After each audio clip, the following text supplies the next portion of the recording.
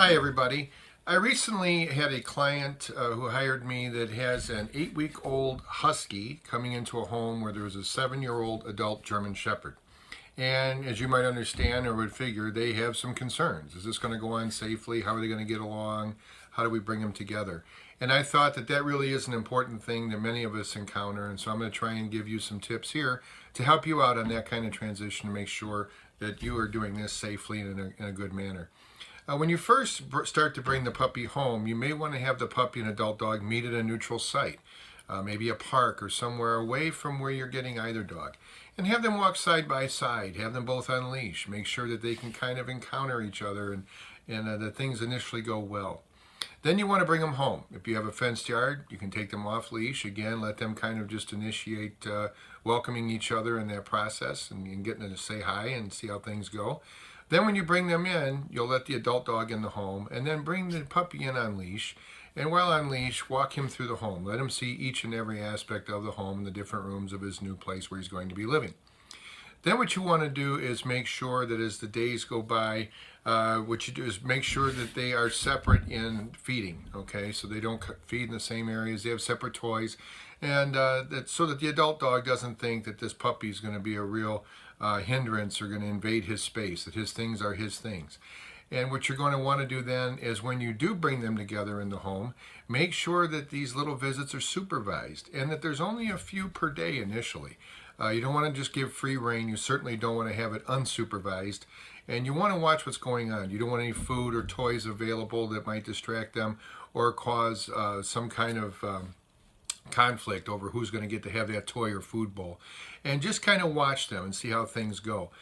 Maybe if you have a puppy that's really a hyper puppy, maybe play with him real hard ahead of time, get him kind of tired, because he's going to have a lot more energy than that adult dog.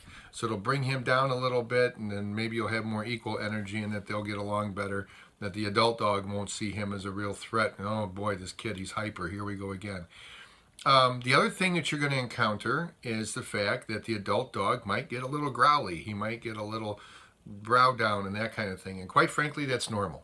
When you think about us as adults, we turn around and what do? We try to provide good boundaries for young children who don't understand the boundaries or how it's communicated. Well, the same thing with dogs. Adult dogs have a very clear way of communicating with each other, whether they want to come together and play or not today, not interested, and so forth. The puppy doesn't know those boundaries or those communication skills yet. And so sometimes the adult dog has to get a little louder, get a little growly to get his message across that we're all done here. The other thing you want to do is provide an escape route for both. If the puppy or the dog, especially the adult dog, chooses to, not done with the puppy for now, and wants to leave the room, by all means allow he or her to do so, and then reward that. That's a good decision. We want to reward good decisions, good behaviors that we prefer to see. Then you can maybe up that a little bit. If eventually they're laying next to each other, or the adult dog's laying there and the puppy comes and lays next to the adult dog and the adult dog doesn't seem to mind, reward that as well. Again, let them know the good behaviors we want them to have. Now, in the event that your adult dog seems to be a little aggressive, seems to be pursuing the puppy, getting too rough, go with your gut instinct. Certainly read your dog's body language. If you got the bristling hair, you got the drop brow, you've got some stiffness going on, maybe they're playing and he nips the puppy and the puppy yipes, but then the adult dog continues to pursue, you may want to get in between that and stop that for a little bit and give them a timeout and say, okay, we're done with this session for now, okay? So to wrap things up, what you want to do is make this smooth.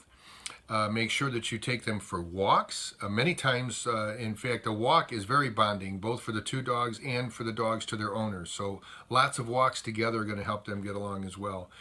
Get that energy off the puppy if you can before you bring them together for their little meetings so that he doesn't try to dominate and just overpower, especially a well older dog.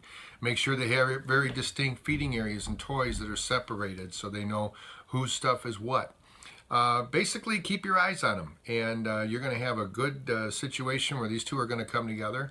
Not every adult dog loves every puppy or new dog that comes in the home, but at least they're going to have a good chance to cohabitate. So I hope that this information gives you good insight and will be helpful the next time you bring that new puppy into the home. Thanks. Take care.